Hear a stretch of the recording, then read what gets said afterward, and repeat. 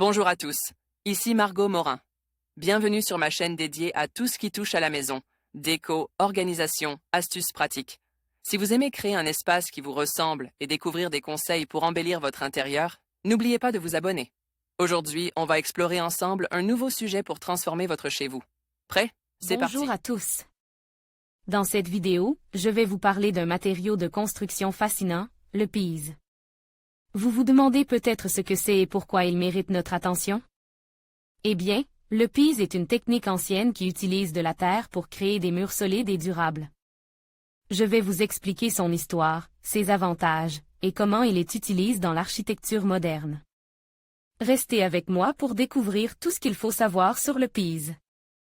Le pease consiste à bâtir des murs en terre crue, que l'on dresse et compacte par blocs successifs entre deux panneaux de coffrage appelé banche.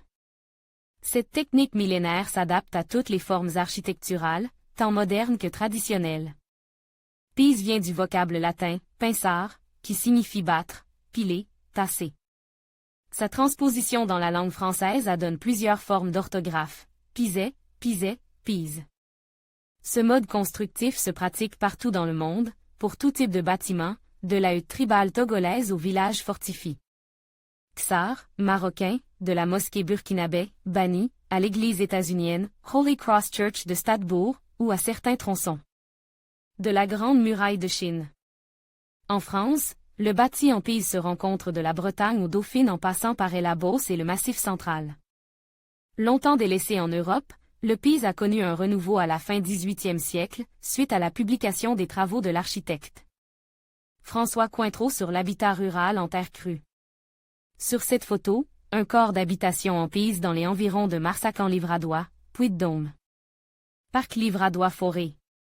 Orgue une composition tributaire du lieu d'extraction. Le pease utilise des terres disponibles localement.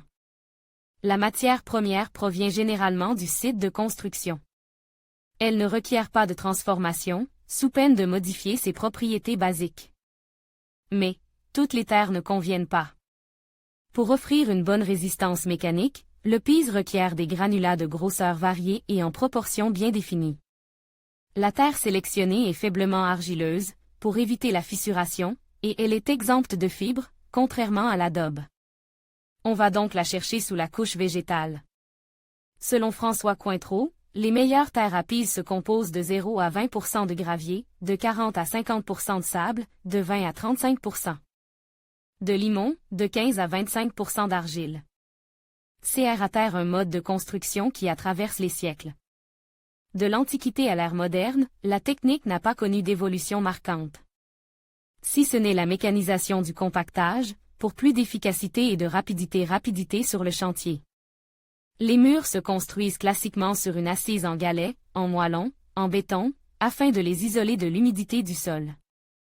La terre, de consistance assez sèche, est déversée entre les parois du coffrage et compactée à l'aide d'une dame de macon, un fouloir manuel, pisoir, ou pneumatique.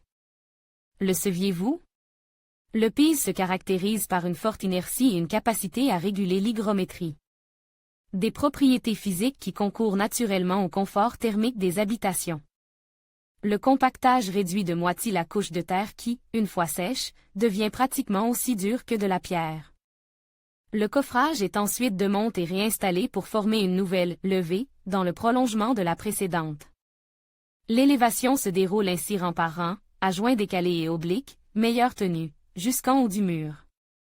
Les ouvertures des fenêtres et des portes sont réservées à l'avancement. Un enduit de chaux et de sable est parfois appliqué sur les façades des maisons, plus rarement sur celles des bâtiments agricoles. Les banches mesurent 2 à 3 mètres de longueur sur une soixantaine de centimètres de hauteur. Elles sont espacées de manière à former des murs épais de 50 à 60 cm. On peut les réaliser avec des planches de bois, des panneaux dérive, CTBX, l'important est que le dispositif fonctionne. Alter Eco champ lexical. Construction en pease, architecture en pease, technique du pease. En conclusion, le pease est une technique de construction traditionnelle qui utilise de la terre crue, offrant à la fois durabilité et efficacité énergétique. Sa simplicité et son faible impact environnemental en font une alternative intéressante aux matériaux modernes. En redécouvrant le Pise, nous pouvons non seulement préserver notre patrimoine architectural, mais aussi contribuer à un avenir plus durable. Merci de nous avoir rejoints pour explorer ce matériau fascinant. N'hésitez pas à partager vos réflexions et à vous abonner pour d'autres vidéos sur des sujets similaires.